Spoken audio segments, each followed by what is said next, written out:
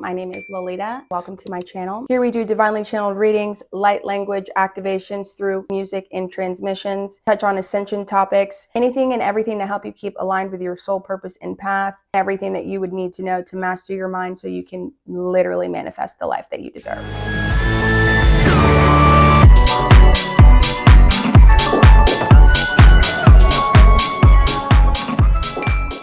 Okay, so I have contemplated making this video for years, and I haven't made the video because I wasn't 100% certain if my beliefs or like the path that I was going down was the right path. And what I've come to learn is like there is no right or wrong path, right? It's all a decision and it's all a choice because we have free will. My worry is that if my chosen path potentially was harmful, I didn't want to essentially give other people harmful information, right? That being said, I do not feel that the decision to leave Narcotics Anonymous was a harmful decision, but everybody's different. What was that? It's my guides just being like, girl, you're on track. That being said, I do believe everybody's individual chosen path is different, right? So I do not believe what works for one person is 100% supposed to work for another person. I was watching another YouTube lady today, and she talks about how we are so different and unique down to our fingerprints, right? Down to our dental records, right? And so to say that there is a chosen path for anybody, whether you're dealing with weight loss, trauma healing, addiction of all kinds, right? Relationships, the proper path to your ultimate joy and fulfillment and self-love is going to be different for everybody. So I really don't think that it is a safe notion, right? Or like a safe narrative to clump, because that's what the recovery community does. And it's just is what it is, right? We say, if you're an addict, this is the way and this is the only way. Now, over the last few years or so, maybe more than few years, I'd say like the last 5 or 6 years, it's really starting to change. That idea is starting to change. And it's because of the internet, right? And our ability to kind of connect with each other. People that have a certain belief system are now able to find other people with that belief system, right? So it's catapulting change faster. It's creating the opportunity for like-minded individuals to come together and share an idea. Well, the same thing goes with recovery, right? So I really never thought that this would be a place that I would be in, where I thought that I would leave a Narcotics Anonymous program, and not only leaving a Narcotics Anonymous program, feel like I would have to deprogram from that program, right? I had no idea that a group that had given me my life back, that had saved my life, that I put so much of my energy into, that I've given so much of my power to, that I literally gave my life to, would be something that turned out to be harmful for me at the end of the day, right? Now, I do want to make a disclaimer that this is not recovery advice. This is not addiction recovery advice. This is not medical advice. This is not therapeutic advice. This is just me and my experience and me following the call and my intuition to share my experience, okay? So that's what this is. So take it or leave it, right? And what I do not want to do is if something that I say, if something that I say does not resonate with you, then that's your truth. And bitch, that's your truth. If you're feeling like, oh, maybe I want to leave the program, or you've already left the program, but some of the stuff that I say doesn't resonate with you, then bitch, that's not up for me to decide. That's for you. And that's with you and your higher power, you and God. I talk about a lot of topics, big topics, right? I talk about spiritual awakening, spiritual journey, relationship with God, manifesting your thoughts, processing trauma, addiction, now this topic, which is very controversial, so I feel like it's very important for me to say that just because this is where I'm at doesn't mean that you have to align with it. Take what resonates, okay? And leave the rest. Be done. Okay? So that being said, I guess I'll kind of start like how I even got led to Narcotics Anonymous. Okay, so I grew up in a family of addiction, and if you know who I am and you've been following me for a while, then you kind of know my story. I grew up in a family of addicts, and I grew up with addiction everywhere, right? And so I was first introduced to Narcotics Anonymous when I was 15, and I first got in trouble, right? I got arrested for a drug charge, and I was on probation, and they made me go to meetings. And so that was my first introduction to it, and I was familiar with it a little bit because my mother had, been court ordered to meetings and stuff like that. And then when I was like 19, my aunt, my maternal aunt, had gotten clean in the program of Narcotics Anonymous, and her sobriety and recovery kind of paved the way for my recovery. And once I saw the drastic change that had happened for her in her life as a result of Narcotics Anonymous, I saw that was the only solution for me. And that began my serious personal journey with Narcotics Anonymous. And so it's been a major shaping factor of my identity, okay? Because I first started getting clean on my own when I was 22. And when you're 22 years old, bitch, you're a baby still. I know we feel, I remember being 22 and feeling like, I'm a full grown adult. No, bitch, I was not. Okay? No, I was not. Was not even close. And so what is Narcotics Anonymous, right? So let's even start there. So Narcotics Anonymous is a 12-step program that is a safe place in a recovery process for individuals who struggle with substance use and misuse, primarily narcotics, right? So you have Narcotics Anonymous, and then you have Alcoholics Anonymous, okay? And Alcoholics Anonymous is primarily for people with alcohol abuse issues, and then the latter, Narcotics Anonymous, for people with drug abuse issues, right? So I've been to both meetings. In essence, foundationally, they are the same program. We as individuals, as human beings, we tend to lead into separation, right? So already off the rip, in the recovery community, people struggling with alcohol and drugs, which is the same. We've already separated ourselves, alcohol and drugs. Like, there's a difference, bitch, because there's not. There's no addiction as a whole. There's no difference with food, sex, gambling, being addicted to work. Addiction is addiction at its core. What is addiction? Addiction is relying on an outside thing to fill a spiritual void that we have in ourselves, to cover up the fact that we don't love ourselves, to cover up the fact that we don't feel worthy, to cover up the fact that we don't feel valuable, to cover up the fact that we are disconnected from source consciousness, from God, from a higher power, okay? That's all addiction is, truly, okay? So Narcotics Anonymous teaches, and this is just the narrative about addiction altogether, is it a disease, okay? So you are struggling with drugs and alcohol abuse, and your life is falling apart, and everybody's life on drugs looks completely different. Like, the type of life that I had experienced and the pattern that I had repeated was complete loss, devastation, chaos, jail. My life was a complete shambles, okay? I couldn't function. I couldn't keep a job. I couldn't keep a cell phone on. I could not function in society whatsoever, okay?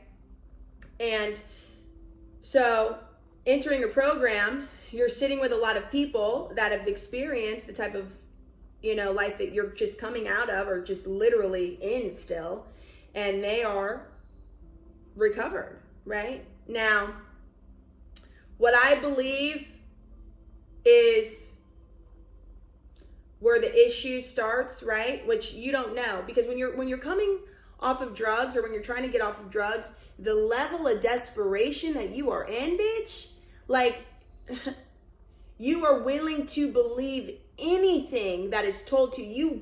You will grasp to anything because the desperation is so deep. The desperation is so prevalent, right? It's like, you literally are like, I'm gonna die. Like, I know if I keep living like this, I'm gonna die, right? And so you come into a program where people are going, we have the answer, we have the solution.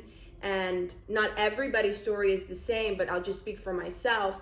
Like, I clung to that program for dear life, and I believed anything and everything that was said to me. I believed anything and everything that was written in the basic text, which is going to be your Narcotics Anonymous. So in AA, you have the blue book, and then in NA, you have what is called the basic text, which is kind of like the Bible of the program, right? Christians have a Bible, right? NA has the basic text. And in the basic text, it talks about addiction, what addiction is, why we have addiction, how to combat addiction, and then stories of individuals that have kind of helped form Narcotics Anonymous, and stories of rejuvenation, restoration, and, rebirth, essentially, right? As a result of the Fellowship of Narcotics Anonymous. Now, the basis of Narcotics Anonymous is anonymous, right? So who goes to Narcotics Anonymous? What is talked about in Narcotics Anonymous? Everything is anonymous, bitch, and you are stepping outside of the traditions. If you share who you've seen in that meeting, what's happened in the meeting, where the meetings are, it's a big fucking secret. And the reason for this is because when Alcoholics Anonymous was formed, in the 30s, I believe, is when it was formed, alcoholism and drug addiction was not like it is today, right? Like, people were literally sent to mental institutions and shit, And so it was just to keep the identity of individuals that struggled with alcoholism and addiction private, so they could keep some normalcy in their life, right? So like, that's the basis of like why it's anonymous. Today, it's not like that, right? And addiction is recognized, and if you get arrested for a drug-related crime, then there's treatment options available and stuff like that. So we are heading, right, I believe, in a positive direction as far as anything's concerned, but we'll just keep it to addiction. So I'm very optimistic and I'm very hopeful, okay? Now, the reason I left Narcotics Anonymous, well, I want to give you a little bit more information about Narcotics Anonymous. Okay, so what are the 12 steps, right? So the first step is we came to believe, right? Or we found that we are powerless over our addiction, right? Well, there is the first kind of conundrum, right? Because what is the truth? We are anything but powerless, bitch, okay? Anything but powerless, right? Now, when you're in a state of desperation like that, you feel powerless, right? But it's not the drugs or the alcohol. That is not what's making you powerless. What's making you powerless is your inability to compute or comprehend why you are ingesting drugs in the first place. Because I'm gonna tell you right now, it's not, people use drugs because it gives them a sense of safety and freedom, right? Because there's so much trauma, there's so much emotional turmoil and lack of wanting to live, right? So when you do drugs, it gives you this sense of like, okay, I don't have to die today, okay? So really, you're doing the best that you can, right? But you're hurting yourself, you're hurting other people. So there's a very fine line, right? But you're going, oh, you're powerless, okay? They also say that addiction is a disease that you can never recover from, right? Never. Now, for me, in my experience, I was like, of course this is real because I relapsed. And so I didn't want to relapse. So this must be the truth, right? This must be, I must have this disease and I'm destined to live with this addiction that like I have to watch my back for 24/7 and be like, oh my God, like don't say something to me because I might go smoke crack. Like, no, okay? No. Not for me. I'm not claiming that for myself anymore. No, absolutely not. Okay, but I didn't get here this has been a very long journey for me, a very long journey, right?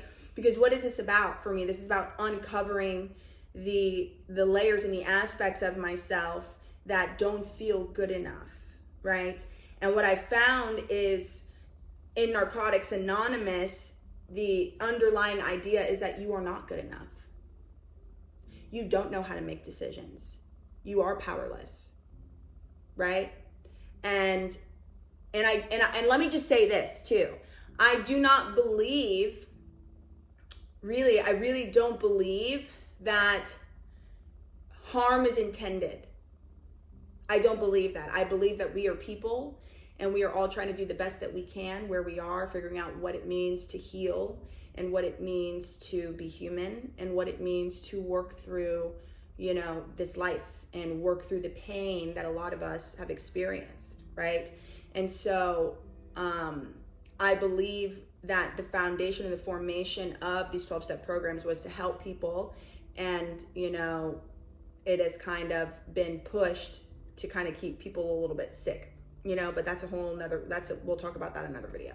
So where my confusion was how could a program that has given me my life back confirmed a pattern and a thought system that had led me to get on drugs in the first place, right?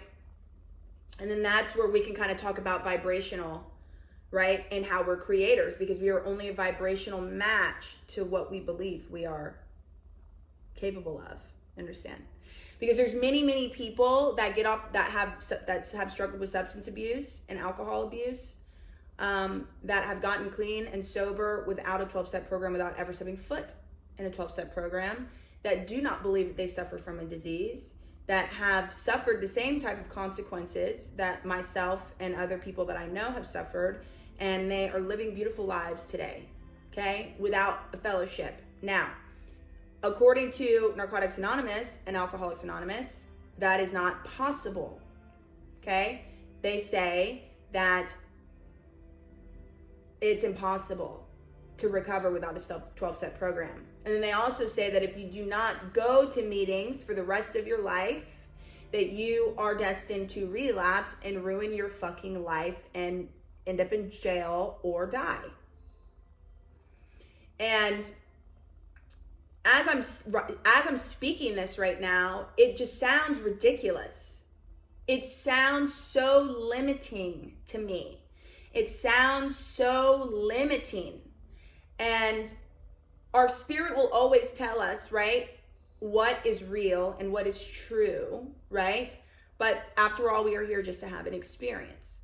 And with good things, there are bad things. With bad things, there are good things. So this conversation really is going to be where you resonate, right?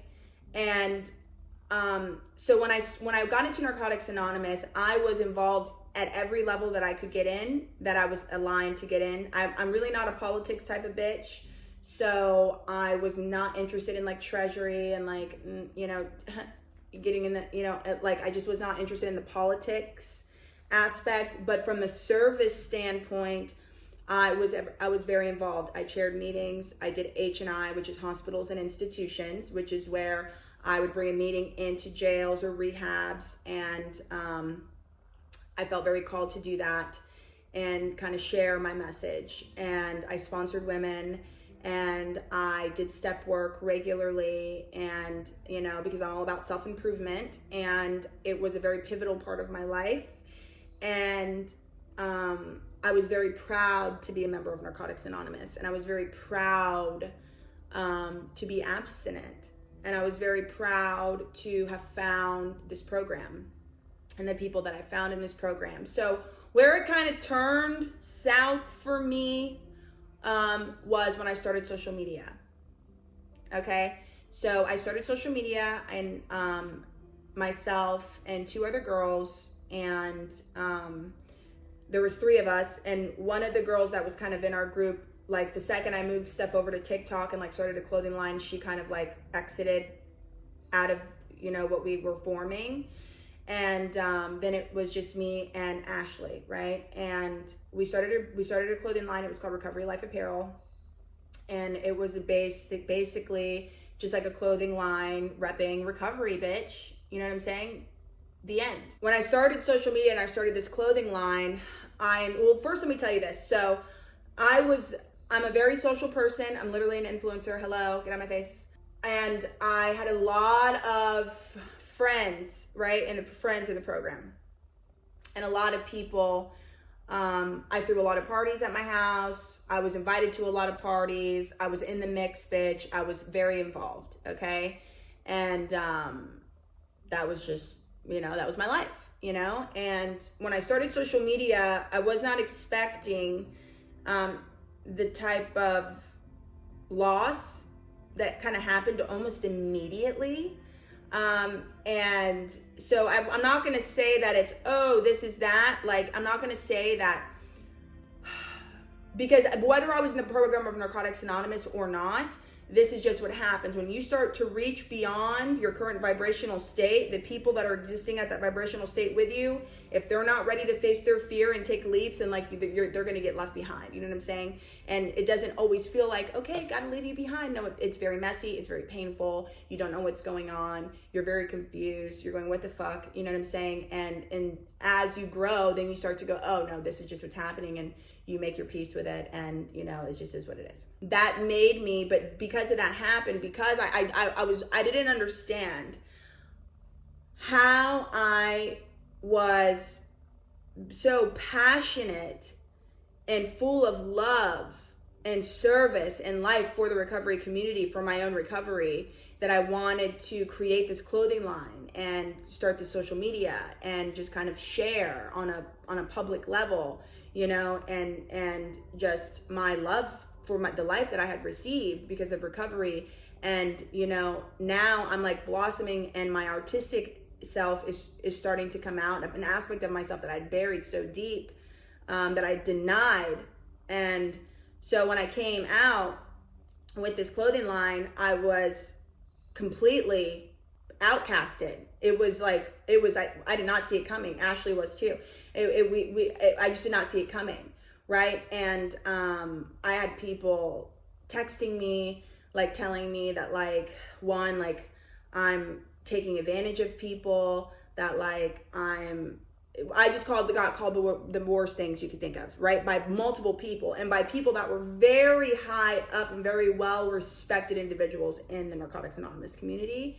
And so that was my first bitch, the fuck is this, right? And so that was when I took a step back, and I wasn't entirely taking a step back from Narcotics Anonymous as a whole, but I was taking a step back from my groups that I was going to, because it was awkward. Okay, two, it was like, bitch, I'm not vibing with this, because this is like, why are y'all so offended? All I did was start a clothing line. Like, what's the fucking big deal? Like, what is the problem, right? And then because of my decision to step away from the groups, it kind of like, a new awareness started to, I was able to kind of see, because you're so tunnel vision like this. It's like NA way or the high. It's literally like NA or the highway. If you don't do everything that we tell you to do, and you don't act accordingly, then you're not welcome here. And that's very not helpful, right? And so I didn't realize that until I had taken a step back, right? And I didn't realize how narrow. So then I was able to kind of see with a little bit more awareness like this, right? And then what ultimately had me leave the program altogether was within a few months of me stepping away from NA, I realized that I did not trust myself at all. I realized that I had no foundation in my life, no real foundation. I realized that I had more confusion on who I am, what I am, who God is, like all of these things, right, from leaving the program. And my first idea was that oh my God, this is like leaving a cult, but I could not accept that. I would not accept that. And I could not even conceive that Narcotics Anonymous could be a cult. Never in a million years. And a part of me still kind of is like, is it really a cult? You know what I'm saying? If it walks like a duck, if it talks like a duck, bitch, it's a duck. You know what I'm saying? For me personally, I didn't need to go into the full narrative and idea that like NA is a cult to like move me into the space that like I don't no longer align with those beliefs. But nevertheless, like it's been an excruciating, mentally tormenting, when I tell you mentally fucking tormenting experience leaving the program of Narcotics Anonymous. Because most people leave the program of Narcotics Anonymous because they want to get high, but that was not why I left. So I had zero desire to get high. I had zero desire to use drugs. I had zero desire to fall into old patterns and beliefs, but because our body is a program and everything that we speak creates the life that we experience, and because when you are in Narcotics Anonymous and you are doing the readings and you're chanting and you're doing, because you're chanting and you're saying these things and you're affirming and you are, and yep, my disease is doing push-ups and I have this disease, and if I stop going to these meetings, I'm destined to get high, and that's just my fate, and this and this, and yes, if I leave, I'm going to get high. If I leave, I'm going to get high. If I leave, guess what? If you say it, bitch, it's true. The only thing that makes anything true for our lives is what we say it is true. That is literally the only deciding factor, bitch. Anything can change at any moment. Our lives can change at any moment. The only thing that is true for us is the things that we say are true, the end. So now what is triggered, because now weeks are going by, months are going by, I'm not going to a meeting, so now what's happening? I'm not getting my fix. I'm not getting my NA fix. I'm not getting my NA shit. You know what I'm saying? So now here's all this fear, right? That I'm going to get high and I'm in denial and what's going on with me and what's wrong with me. And I can't trust myself. And the downward spiral began, right? Leading me all to where I'm at right now, 4 years later, where today I literally had the epiphany that I can overcome addiction, that I have overcome addiction, that I am not powerless at all over substances. Substances have no control over me or my life or my decisions. And I've been so blessed to meet many people since leaving Narcotics Anonymous that have had a very similar experience than me, but have overcome this, right?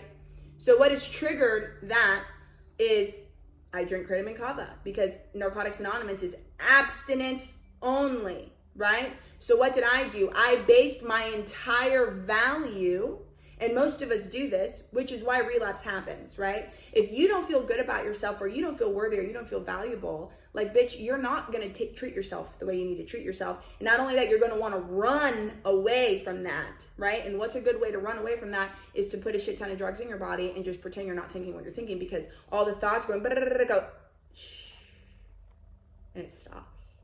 And then you have some relief. That's what drugs do for people, okay? That's what drugs did for me, right? But I knew better.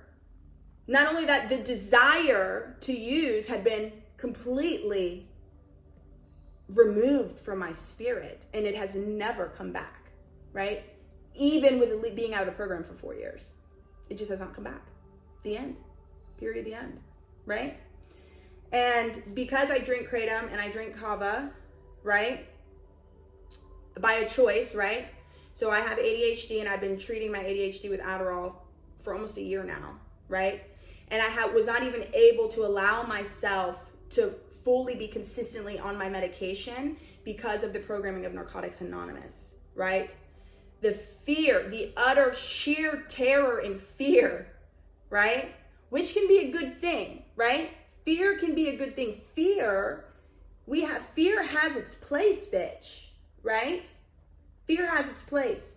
And the fact that I was afraid to take my medication, I took that as a good sign that, like, my head's in the right place, right? That I'm not trying to abuse or run or this or that, right? Or mask or this or that, right? And so I've been off and on my medication. And now with the kratom, that's a recreational situation, baby, okay? Recreational situation. And when kratom first started getting popular, and my ideas on kratom have changed drastically, right? Drastically changed. My views are, for me personally, like, I won't touch extracts, I won't touch powders, like, I won't touch any, I will drink a tea like this.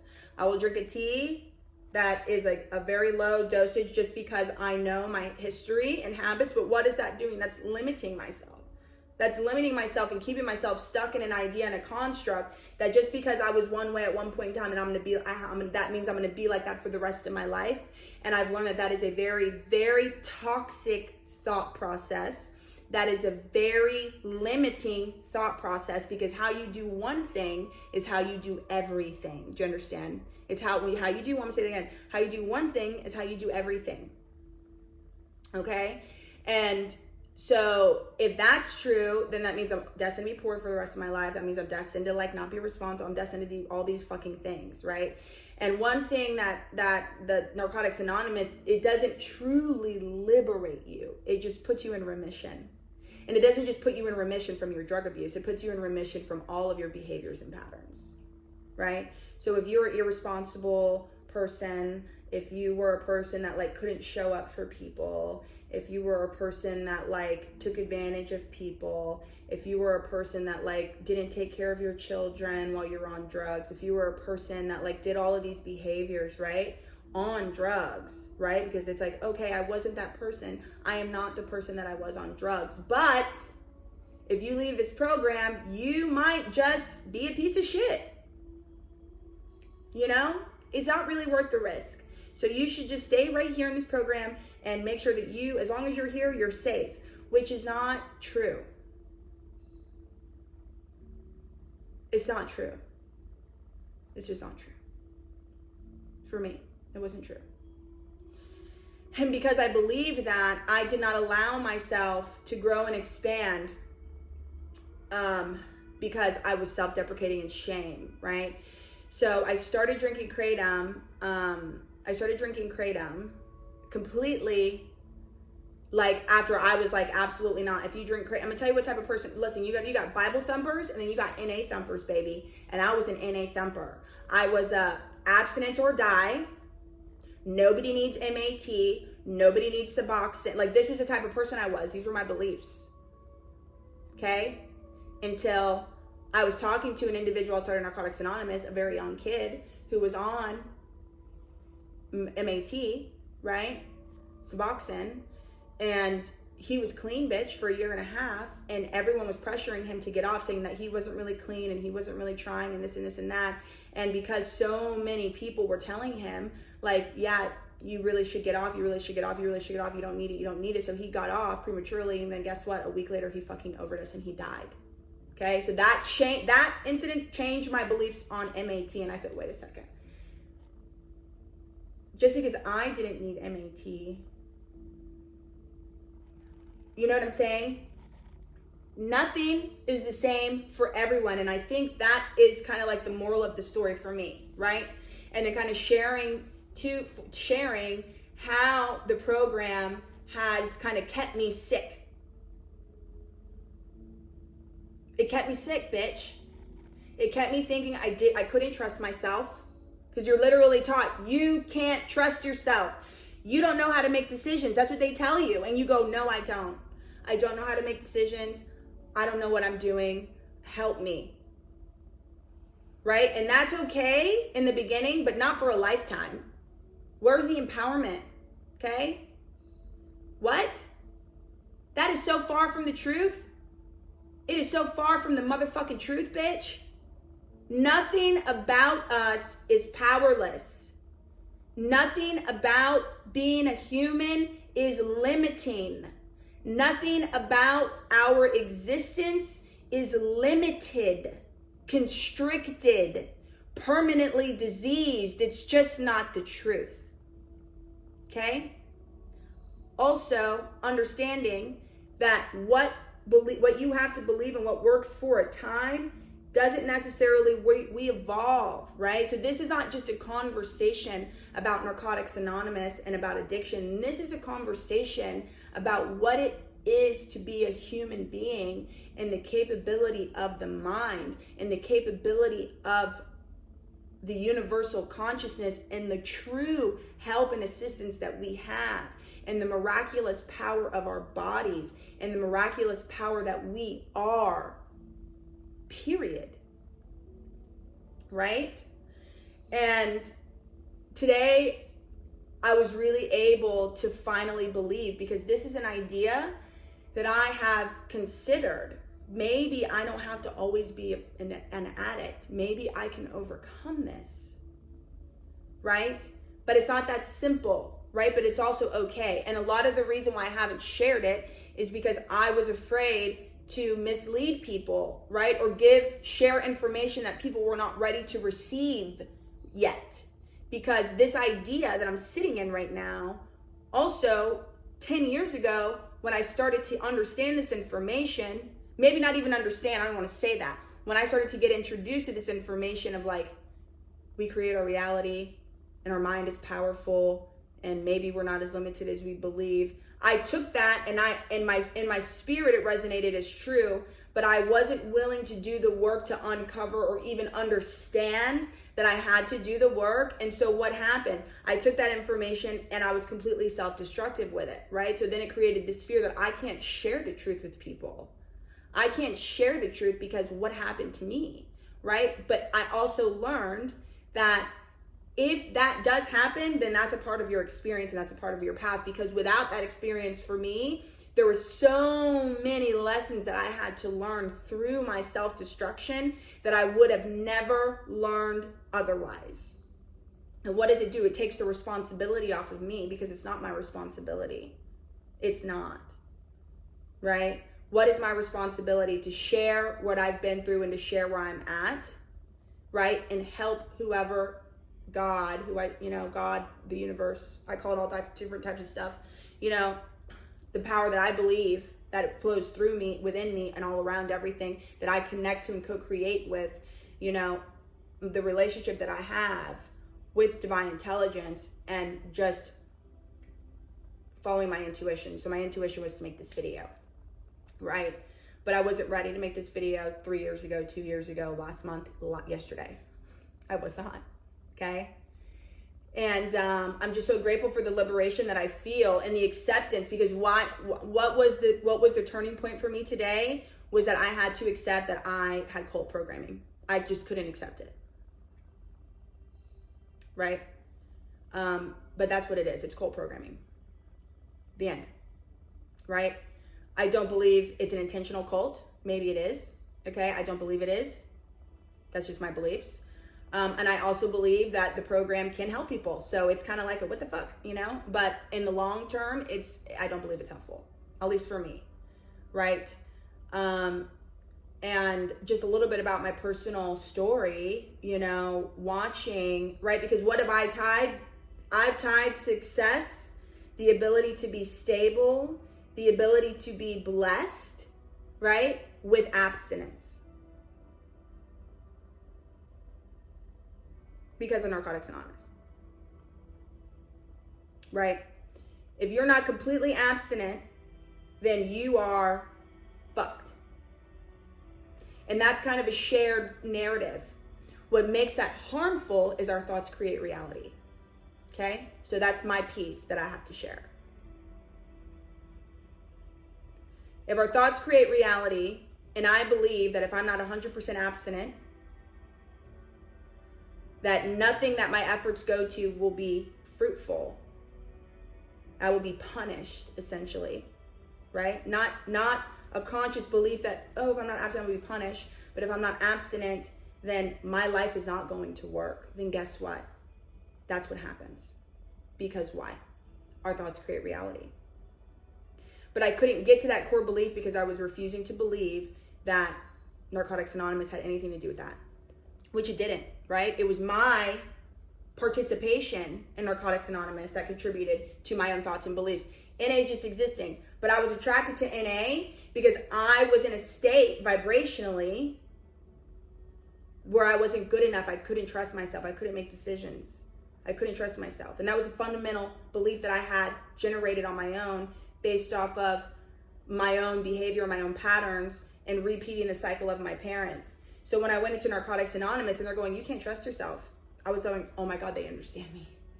They know me. God is here, right? And God is there, right? But God is everywhere because God is in us. Get out of my face, okay? So moving on, I'm going to join an NA deprogramming group and with love, and I'm going to reclaim my power and take my power back, right? Because the deal is I don't abuse my medication. I'm not running from myself being on my medication. It is helping me. The truth is I do not abuse kratom. I do not run or hide from myself with kratom. I'm very conscious with my use. And here's the deal. I'm allowed to drink kratom if I want to.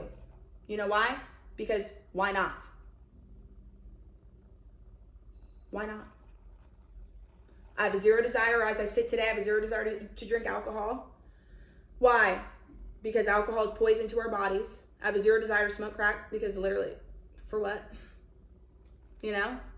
But here's the other thing, right? I vape. But in Narcotics Anonymous, you're allowed to vape, smoke cigarettes, get a food addiction, eat food. It's like encouraged. It's not an outright like, oh, go ahead and eat food and become a food addict. No, but it's not frowned upon at all. As a matter of fact, it's like eat. Because why? Like we're still missing something, right? So it's just this collective idea of like what's acceptable and what isn't. Right? And it's not up to a group conscience to decide what is acceptable for ourselves. It is up to us to decide on an individual level what is acceptable to us. That is it. And if we can be honest with ourselves, I check in with myself, and this is what's kind of stirred this up, and I've been talking with my best friend, Chelsea, you know, kind of like, bitch, I am just so guilting and shaming myself over the kratom use. And it's like, I would just stop, but I can look on paper and know that the behavior is not the same, right? So if I would have stopped drinking kratom, guess what? It would have shut all those feelings off and I would have never looked at this. Because it wasn't just about drinking kratom. Like the ideas of the self-deprecating, self-judgment, self-blame spread through so many areas of my life from Narcotics Anonymous, right? So I had to get to this root. Right? But I really truly believe it was because I had the willingness to go, okay, something's triggered in me. What is this? What is the truth here? What is really happening? Am I abusing this? No. Are my behaviors the same? No. Are the feelings the same? No. So what is this guilt and shame about? Right? And starting to dig and uncover all of these layers just to find out that I don't trust myself and I don't trust the decisions that I make in any area of my life because I believed what Narcotics Anonymous told me, that I am not to be trusted. That my first thought is always going to be wrong. Not your first thought on drugs is wrong. No, the narrative and the idea is every thought, your first thought is wrong. That's what they fucking teach us. But also understanding Narcotics Anonymous was built by people on drugs trying to get off drugs. And that's a very desperate place to be in. You understand what I'm saying? So there's no shade to NA, bitch. I believe everybody's doing the best that they can. And by no means is this a fucking NA or they're called a little, you know what I'm saying? Like, that's not necessary, bro. It's really not. We are all equal. We are all doing the best that we can.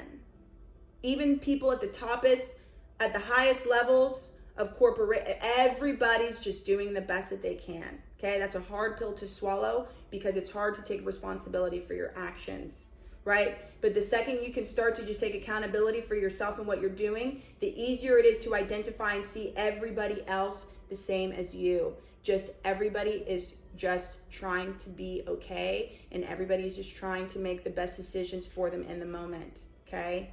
So I want to share this. If you have been leaving Narcotics Anonymous or AA and you have not had the desire to get high, but you've been feeling like you're a piece of shit, you're not. You're not. And I'm going to look for deprogramming groups. So as soon as I find one that I feel I like, I will just share it with you guys. And if you are leaving a program or you've left the program and you have any tips for me on how to continue this deprogramming process, I would really appreciate your feedback and your support. And if this is a conversation that you want to have, you can message me on Instagram, or you can leave a comment here and we can have a conversation about it. So sending love to you, and thank you for listening.